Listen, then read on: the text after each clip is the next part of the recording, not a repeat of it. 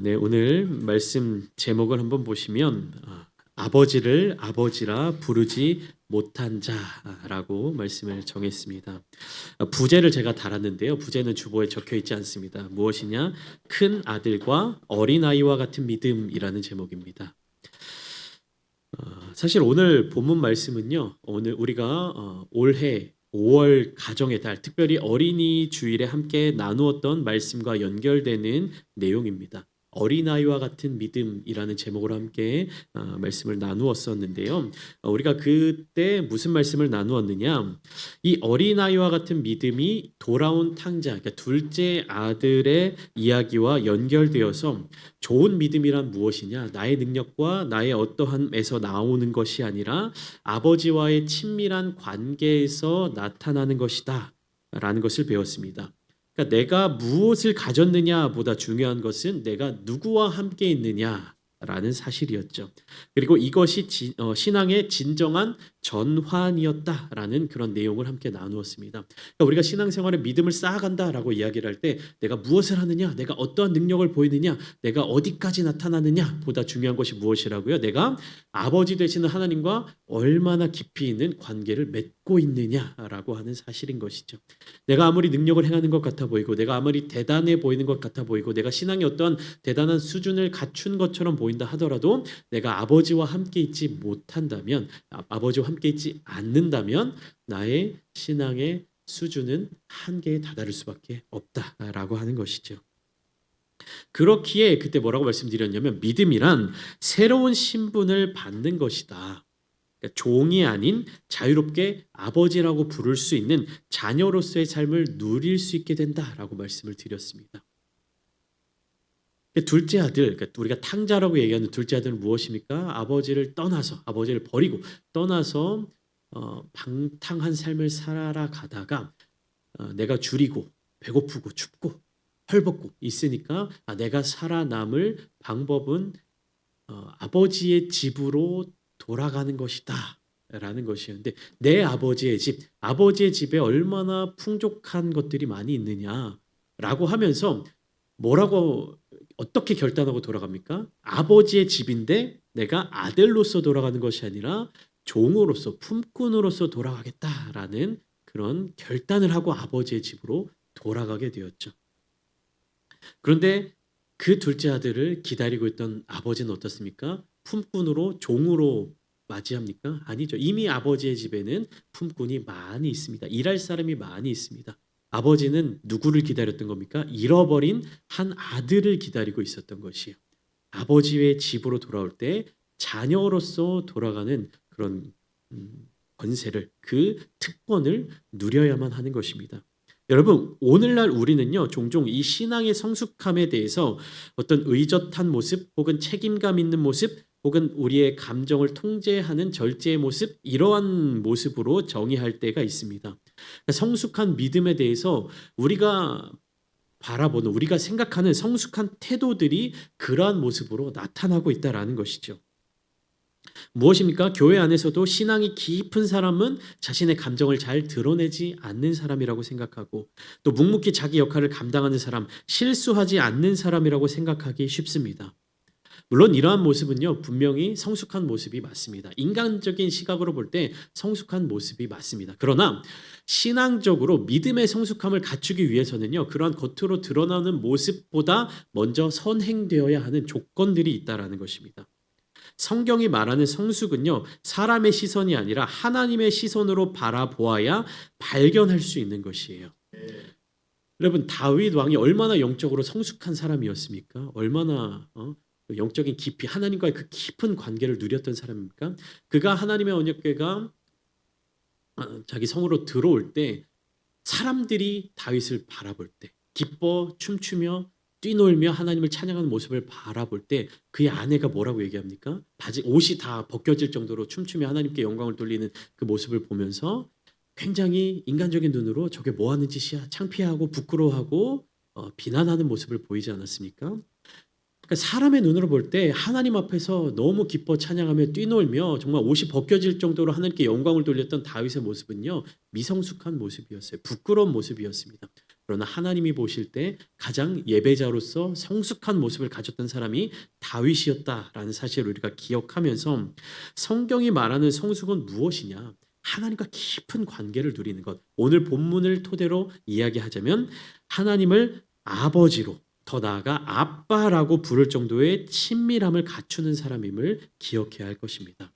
그 친밀함 가운데 나타나는 신뢰, 그리고 하나님 앞에 어린 아이처럼 자신을 내어 맡기는 태도가 신앙적인 성숙함을 나타내 보여주는 것이죠. 그렇기 때문에 예수님은요, 어린 아이와 같지 아니하면 하나님의 나라에 들어가지 못한다, 천국을 갖지 못한다라고 말씀하셨던 것입니다. 오늘 말씀의 제목을 다시 한번 보시면 아버지를 아버지라 부르지 못한 사람, 누가 떠오르십니까, 여러분? 아버지를 아버지라 부르지 못하고 형을 형이라 부르지 못하니 나는 이 집을 떠나겠습니다 라고 외쳤던 사람이 누구죠? 소설 속 인물이긴 하지만 홍길동이라는 사람입니다. 홍길동은 왜 아버지를 아버지라 부르지 못했습니까? 당시의 시대적인 신분 때문에. 분명히 아들로 태어났는데 엄마가 달라. 그러니까 서자라는 신분 때문에 홍길동은 아버지를 아버지라 부르지 못했습니다. 형을 형이라 부르지 못했죠. 그것이 너무 한이 맺혀서 그 시대적인 상황에 너무 그것이 막 나의 감정과 여러 가지 상황을 막 해서 집을 나가게 되는, 그러니까 가출하게 되는 그런 결과로 이어지게 되었죠. 여러분, 근데 우리는요, 아버지를 아버지라 부를 수가 있습니다. 왜 그렇습니까? 하나님께서 우리에게 그것을 특권으로 주셨기 때문이에요. 근데 어떻습니까? 홍길동은 아버지를 아버지라 부르지 못해서 막 집을 뛰쳐나가는데 우리는 아버지를 아버지라 부르지 않고 있습니다. 분명히 하나님께서 아버지라고, 예수님께서 계속해서 가르쳐 주셨죠. 아빠, 아버지라고 불러라, 아빠라고 불러라. 그런데 우리는요, 마치 하나님 앞에 나아가서 아빠 이렇게 부르면 믿음이 성숙하지 못한 사람인 것처럼, 예의가 없는 사람인 것처럼, 좀 수준이 낮은 사람인 것처럼 그렇게 인식하고 있지 않습니까? 우리가 만약에 제가 이제 여러분께 말씀을 전하면서 혹은 누군가가 이제 대표 기도를 하면서 하나님을 아빠라고 부르면 여러분 어떻게 느껴지시겠습니까? 뭔가 되게 어색하고 이질감 있게 느껴지지 않습니까? 물론 우리가 대표 기도와 같은 거는 이제 공적인 자리이기 때문에 사적인 대화처럼 아빠라고 부를 수는 없겠지만 여러분들 개인적인 기도의 자리 가운데 아버지 이렇게 기도하는 사람은 있지만 아빠 이렇게 기도하는 사람은 없지 않습니까? 근데 하나님, 예수님은요, 그만큼 친밀한 관계로 하나님께 나아가도록 우리에게 길을 열어주셨다라는 것이에요. 길이요 진리요 생명 되신 예수님께서 우리로 하여금 하나님 앞으로 나아갈 수 있는 그 길을 열어주시고 직접 그 길이 되어주셨는데 어떻게 해요? 하나님을 아빠라고 부르도록, 그렇게 친밀한 관계가 되도록 인도해 주신다라는 것입니다. 여러분, 오늘 본문 누가복음 15장에 등장하는 큰아들의 모습은요, 성숙해 보이는 모습이에요. 아버지 앞에서 든든하게 할 말하고 딱 내가 우리 가문을 지킨다, 우리 집안을 내가 살린다, 아버지가 저렇게 철없이 정신 못 차려도 내가 정신 차리고 아버지를 바른 길로 인도하는 그런 장자다라는 성숙해 보이는 모습을 갖추고 있습니다. 그러나 실제로는 성숙하지 못한 아들이었죠. 그는 동생처럼 아버지의 집을 떠나지는 않았지만 그 마음은 여전히 아버지의 곁에 있는 자녀가 아니라 아버지로부터 인정받기 위해 일하는 종의 모습과 같은 그런 마음에 머물러 있었던 것입니다. 큰아들의 말을 찬찬히 살펴보면요, 아버지보다 자신이 더 옳은 사람인 것처럼 이야기를 합니다. 아버지의 행위는 틀린 행위고 내가 생각하는 것이 옳은 것이다 라고 마치 아버지를 가르치는 듯한 말투를 갖추고 있습니다. 겉으로는 어른 같아 보이지만 어린아이와 같은 그 믿음을 잃어버린 사람인 것이죠. 그러니까 아버지 앞에서 아들로서, 어린아이로서 갖추어야 할 그 권리, 그 권세를 스스로 버린 인물이 바로 큰아들이었던 것입니다. 여러분, 이 모습은요, 오늘날 많은 성도들의 신앙적인 태도와 깊이 연결되어 있습니다. 그리고 이 본문 말씀은 11월 추수감사절 이후에 이 감사의 계절을 지나며 우리가 꼭 점검해야 할 진정한 감사의 본질을 되묻는 본문이기도 합니다. 여러분, 함께 나누었지만 감사는 무엇입니까? 받은 복에 대한 응답이 될 수 있지만 거기서 한 걸음 더 나아가는 더 깊은 감사는 무엇입니까? 하나님께서 우리와 함께 해 주시는 그 사실 자체로 우리가 기쁨을 누릴 수 있다라고 함께 말씀을 나누었습니다. 큰아들은요, 아버지와 함께 있는 것에 감사하지 못했던 사람이었어요. 그러면 아버지께서 주시는 것에 대해서는 감사하는 사람이었나? 근데 말씀을 깊이 묵상해 보면 사실은 그것도 아니었다라는 사실을 알게 됩니다. 그러니까 받은 것에 대해서라도 받을 수 있는 것에 대해서라도 감사하는 사람이었냐라고 묻는다면 큰아들은 그조차도 이루지 못했던 사람이었다라고 하는 것이죠. 그럼에도 불구하고 그 자신은 뭐라고 생각하는 것이야? 나는 성숙한 사람이다라고 생각하고 있었다라는 것입니다. 큰아들은 아버지와 함께 있는 것에 감사하지 못했던 사람이었어요. 그리고 그는 자기가 받은 것보다 받지 못한 것을 주목했던 사람입니다. 이미 아버지로부터 받고 큰아들로서 장자로서 권한과 권위를 누리고 있는 것을 바라보지 못했고 그가 받지 못한 것을 주목했던 사람이었습니다. 여러분, 진정한 감사는요, 내가 어떠한 상태에 있든지 어떠한 상황에 있든지 어떠한 위치에 있든지 아버지와 함께 있다는 그 사실에 기반해야 하는 것입니다. 여러분, 큰아들의 어른스러움은 어떻게 나타나고 있느냐? 아버지를 평가하고 지적하는 태도에서부터 나왔다라고 하는 것입니다. 그러니까 진정한 성숙이 아니라는 것이죠. 큰아들은 분명히 집을 떠나지 않았습니다. 아버지를 버리고 떠나지 않았습니다. 매일 일했고 아버지의 명령을 어기지 않았습니다. 오늘 본문 29절을 보시면 이렇게 큰아들이 이야기를 하고 있어요. 내가 여러 해 아버지를 섬겨 명을 어김이 없거늘이라고 이야기하고 있습니다. 겉으로 보기에는 모범적인 아들이죠. 신실하고 성실한 사람입니다. 그러나 그의 말에는 교만한 모습이 담겨져 있어요. 그는 아버지를 향해서 항의하고 있어요. 뭐라고 항의하고 있습니까? 나에게는 염소 새끼라도 주어 나와 내 벗으로 즐기게 하신 일이 없었다라고 아버지에게 항변하고 있는 것입니다. 아버지를 판단하는 것이고 동생이 회복되는 것을 기뻐하지 않았으며 철저하게 공정한 태도를 요구하고 있는 것이 이 모습은 매우 어른스러워 보이기도 합니다. 논리적이고 균형 있고 이성적이고 철저하게 내가 일한 만큼의 가치, 보상을 요구하는 모습들 그리고 동생과 비교해서 공정한 대우를 받기 원하는 이 형의 모습은 언뜻 보면 성숙해 보이는 태도이기도 합니다. 그러나 예수님은요, 그런 태도를요, 천국에 합당하지 않은 자세라고 이야기하시죠. 마태복음 18장 3절 말씀을 보시면 이르시되 진실로 너희에게 이르노니 너희가 돌이켜 어린 아이들과 같이 되지 아니하면 결단코 천국에 들어가지 못하리라 이렇게 말씀하십니다. 여러분, 자녀들이요, 어리면 어릴수록 어떻게 됩니까? 부모 없이는 이 세상을 살아갈 수 없다라고 생각합니다. 나이가 들면 들수록 어떻습니까? 부모로부터 점점 멀어지는 것을 느끼게 되죠. 그러니까 어린아이와 같은 믿음이란 무엇이냐? 내가 스스로 할 수 없다라는 믿음. 즉 아버지와 함께 있어야 한다. 그러니까 어리면 어릴수록 부모를 어떻게 부릅니까? 엄마, 아빠라고 부르죠. 그 성숙해지고 나이가 들어갈수록 어머니, 아버지라는 어떤 그런 예의를 갖춰가는 언어를 배우게 되는데 근데 그런 것을 떠나서 지금 성경 속에서 어린아이들과 같지 아니하면이라는 말은 무엇이냐? 하나님을 계속해서 붙드는 태도를 의미하는 것이에요. 여러분, 우리의 신앙 가운데서도 어린아이와 같은 믿음을 지켜야 할 줄 믿습니다. 하나님 없이도 나는 할 수 있어. 나는 이 정도는 내 힘으로 할 수 있어. 이 정도는 내 능력으로 할 수 있어. 라는 이 신앙적인 태도가요, 성숙해 보이고 굉장히 대단해 보이는 것 같지만 미련한 태도인 것입니다. 여러분, 믿음의 성숙함은요, 끝까지 하나님을 놓치지 않는 데 있는 것입니다. 우리가 믿음이 자라나면 자라날수록 하나님 없이는 내가 한순간도 이 땅에서 존재할 수 없구나라는 것을 깨닫고 그렇게 실천하며 살아가는 것이 믿음의 성장이요, 믿음의 성숙인 것이에요.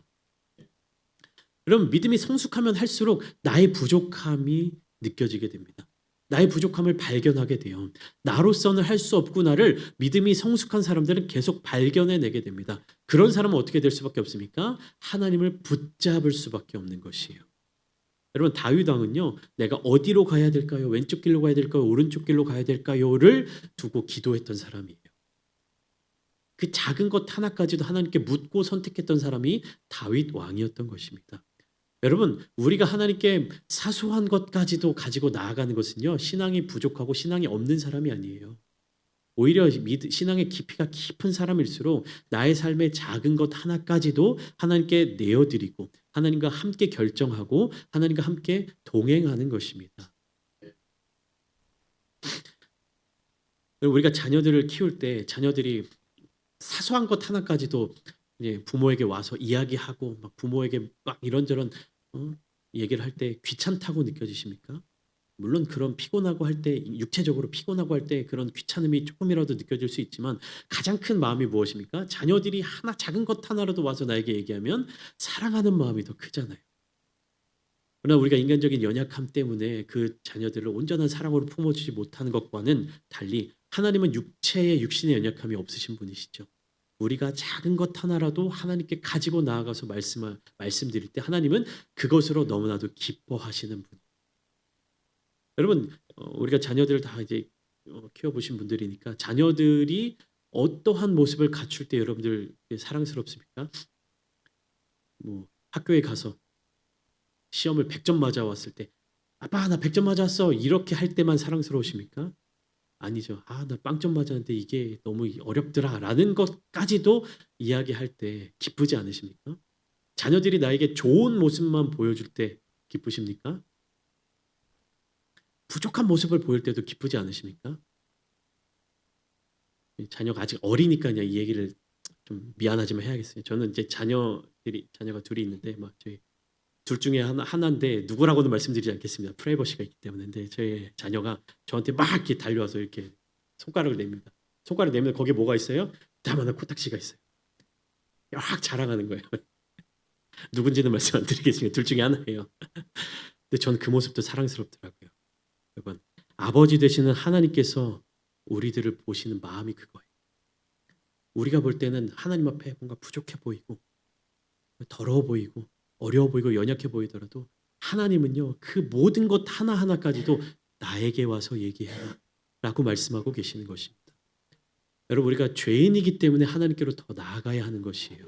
내가 부족한 사람이기 때문에 더 하나님께 나아가야 되는 것이에요. 아버지 되시는 하나님은요 우리의 그런 모습조차도 사랑하시는 분이십니다. 여러분, 교회는요 신앙의 거룩한 사람, 목사, 장로, 권사님들 이런 직분자들만 나오는 곳이 아니에요.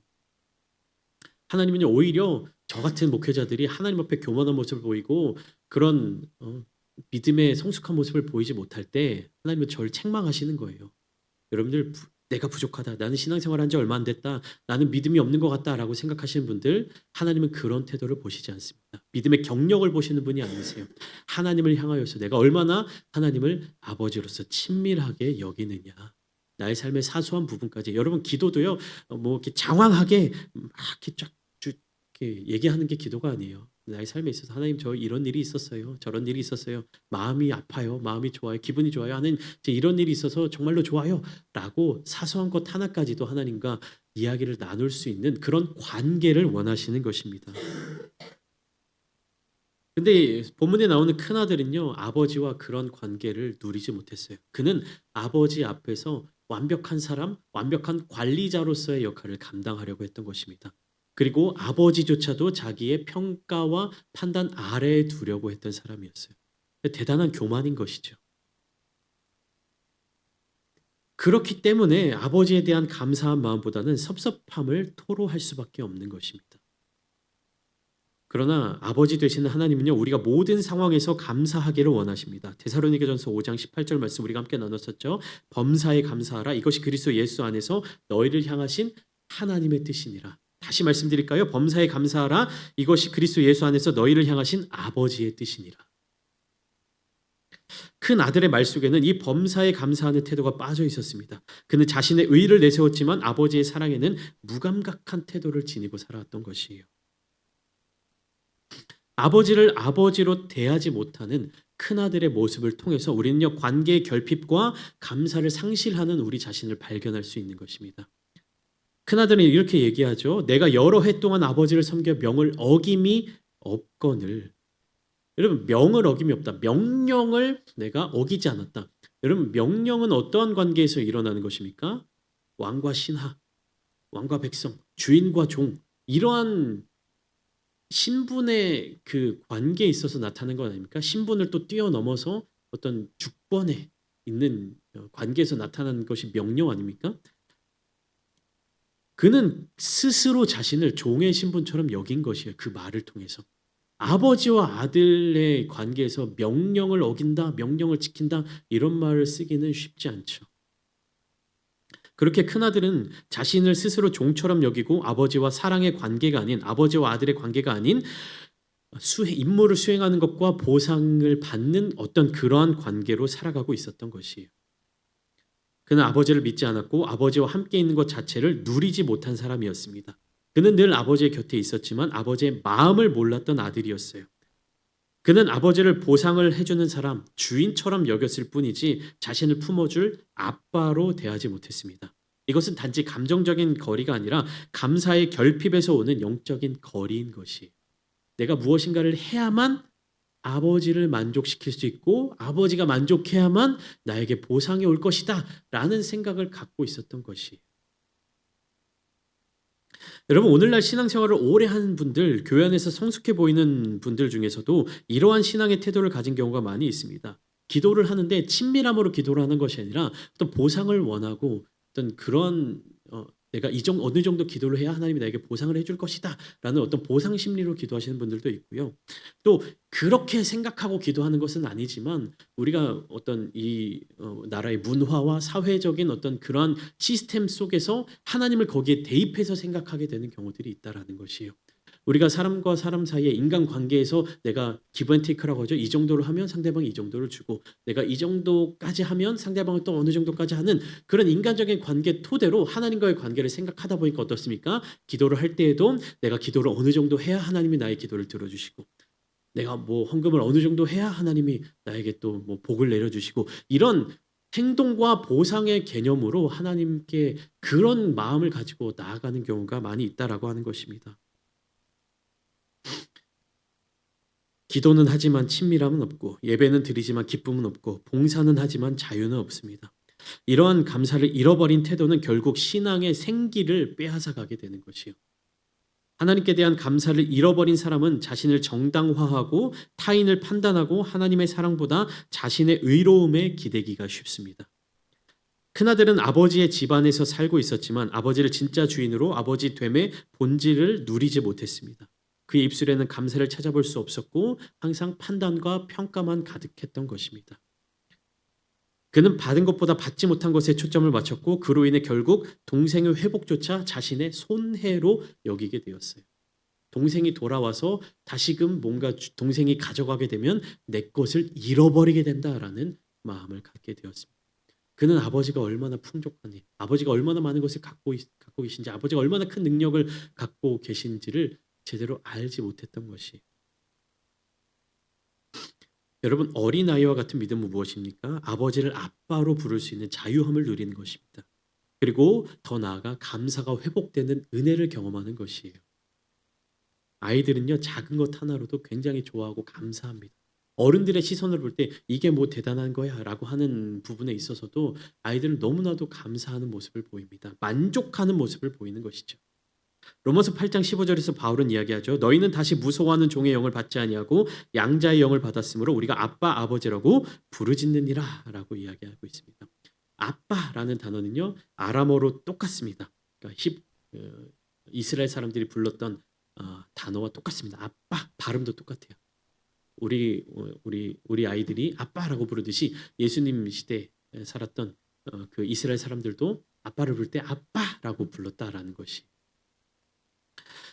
예수님께서도 기도하실 때 겟세마네 동산에서 이 표현을 사용하셨습니다. 그러니까 하나님께서 우리에게 원하시는 믿음은 무엇이냐? 격식을 갖춘 어른스러운 신앙이 아니라 전심으로 아버지를 신뢰하는 아이 같은 신앙이에요.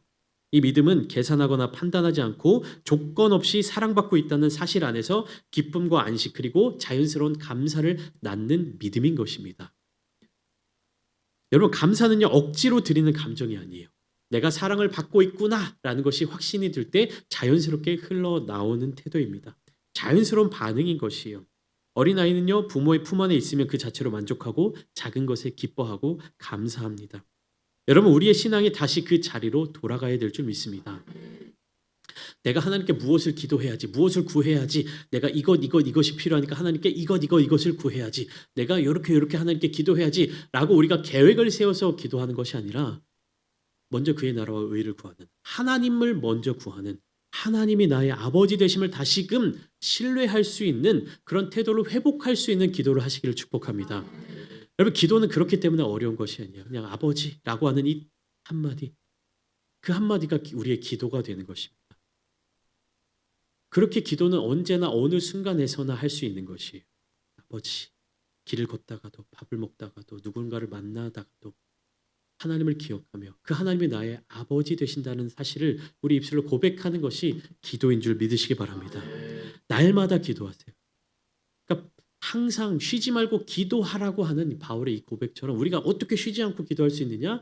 쉬지 않고 언제나 하나님이 우리의 아버지 되심을 고백한다라는 것이. 여러분 인생을 살아가면서 우리가 얼마나 한계를 많이 느낍니까? 얼마나 어려움 가운데 섭니까? 얼마나 내가 의지할 대상이 필요합니까? 그때 하나님께서 우리에게 이렇게 말씀하시죠. 나를 아버지라고 부르기만 하면 된다. 여러분 우리는 큰아들의 모습 속에서 자신도 모르게 하나님과의 친밀함을 잃고 일방적인 성과 중심의 신앙생활을 하는 우리들의 모습을 보게 되는 것이요. 내가 믿는다고 하면 하나님 앞에서 적어도 이거는 이렇게 해야지.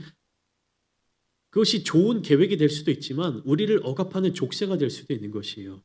하나님이 그런 것을 우리에게 바라지 않으신다라는 것이. 여러분 기도는요 우리가 하나님이 좋아서 해야 되는 것이지 하나님께서 우리의 기도를 막 바라시고 계산하고 이렇게 체크하고 너 얼마나 기도했어, 무엇에 대해서 기도했어 이렇게 하시지 않는다라는 것이에요. 그거는 정말로 더 성숙한 믿음의 단계로 들어가야 되는 것이고 우리가 신앙생활을 하면서 기도하는 건요 하나님을 찾는 기도가 가장 먼저 되어야 할 줄 믿습니다. 여러분 우리가 하나님께 헌금을 드리는 것도요 하나님이 이렇게 체크해서 너 뭐 11조 얼마 있어, 주장헌금 얼마 있어 체크하고 받으시고 거두시는 분이 아니신 거예요. 하나님 우리의 헌금을 원하시는 것이 아니에요. 하나님 우리의 마음을 원하시는 것이에요. 그 마음이 표현되는 방식 중에 한 가지가 하나님께 드리는 헌금인 것이지 하나님이 이것을 체크하고 이렇게 그러신 분이 아니라는 사실을 기억하셔야 할 줄 믿습니다. 하나님께 드리고자 하는 마음은 너무나도 아름다운 마음이지만 하나님과의 관계 없이 무엇인가를 의무적으로 드리고자 하는 신앙의 태도를 버리시기를 축복합니다. 이것은 신앙의 자유가 아니라 신앙의 족쇄예요. 하나님 우리로 하여금 자유를 누리시기를 원하시는 분이십니다. 여러분 이제 자녀가 성장하면요 이제 부모님을 잘 섬기고 부모님 말씀에 순종하고 또 때로는 이제 부모님께 용돈도 드리고 싶고 이렇잖아요. 근데 부모님들이 뭔가 용돈을 받으실 때 매월 주는 거니까 야 너 이번 달 용돈 안 들어왔다, 이번 달 용돈 없다, 뭐 이렇게 하시는 부모님 계십니까? 저는 제가 아는 부모님 중에 그런 분은 아무도 없으신 줄 알고 있습니다. 근데 자녀들은 부모들에게 용돈 받을 때 어떻습니까? 엄마 왜 용돈 주는 날 지났는데 왜 안 줘? 엄마 용돈 왜 이거밖에 안 써? 뭐 이렇게 할 수 있지만 부모는 자녀들에게 무엇인가를 받을 때 절대로 그런 부모를 제가 본 적이 없습니다. 하나님도 그런 분이세요. 우리가 하나님께 뭐 주정헌금이라고 정해놓고 헌금을 드리고 그런 것이 우리의 결단이 되어야 하지 하나님이 우리에게 그것을 거두어 가시는 분이 아니라는 사실을 정말로 하나님 아버지 되시는 그 하나님의 마음을 깊이 깨닫는 이 시간 되기를 축복합니다. 이것은 저의 어떠한 말로 해결될 수 있는 부분이 아니에요. 정말로 하나님이 여러분들의 마음 가운데 깊이 찾아가 주셔야 되는 것이. 저는 이 말씀을 준비하면서 그렇게 기도했어요. 아버지, 아빠의 그 마음으로 자녀들 중에서도 그런 자녀들이 있죠. 아버지의 사랑을 받고 싶고 아버지의 사랑을 누리고 싶은데 먼저 아버지에게 다가가지 못하는 아이들이 있어요. 우리 성도님들 중에서도 정말로 하나님을 아버지로 모시며 아버지와의 그 깊은 관계를 누리고 싶은데 하나님께 어떻게 먼저 다가가야 되는지 말이 떨어지지 않고 발이 떨어지지 않고 마음이 열리지 못하는 분들이 계실 수 있어서 하나님께 그렇게 기도해서 하나님 그런 자녀들에게 먼저 다가가 주세요. 사랑 아빠처럼 먼저 다가가 안아주세요. 그 사랑을 깊이 누릴 수 있도록 하나님께서 찾아가 주세요. 여러분 마음 문을 열고 기다리십시오. 우리가 먼저 하나님께로 나아가지 못할 때 하나님이 저와 여러분들을 찾아와 주시는 것입니다. 시편 103편 2절은 이렇게 이야기합니다. 내 영혼아 여호와를 송축하며 그의 모든 은택을 잊지 말지어다. 큰 아들은 은택을 입고 있었고 그것은 결국 아버지를 오해하는 태도로 드러나게 되었습니다. 여러분, 감사는 기억에서 시작되는 것이죠. 아버지의 사랑을 기억할 때 우리는 다시 감사할 수 있고 다시 믿을 수 있고 다시 순종할 수 있는 것입니다. 어쩌면 우리도 큰 아들처럼 너무 일찍 철들고 너무 어른이 되어버린 신앙을 살고 있는지도 모릅니다. 주님은 우리가 성숙해지시기를 바라시지만 그 성숙은요, 다시 어린아이가 되는 방향의 성숙인 것입니다. 어린아이 같은 믿음은요, 미성숙한 것이 아니라 가장 순전한 신뢰입니다. 가장 정결한 믿음입니다. 아버지 품에서 참된 자녀로 참된 기쁨과 자유를 누리는 신앙입니다. 아버지의 집에 있으면서도 아버지를 모르고 살았던 큰아들처럼 되지 마십시오. 하나님은 오늘도 우리가 아버지, 아빠라고 부르고 찾아오기를 기다리고 계십니다. 어린아이처럼 아버지의 품으로 돌아오십시오. 그리고 받은 것만이 아니라 함께 계신 하나님으로 말미암아 감사하는 삶을 누리시기를 축복합니다. 감사는 조건이 아니라 관계에서 시작되는 것입니다. 하나님께서 나와 함께 계심이 나의 가장 큰 감사의 제목입니다. 매일매일의 삶의 자리 가운데 이 은혜와 감사를 충만하게 누리시는 모든 성도님들 되시기를 주님의 이름으로 축원합니다.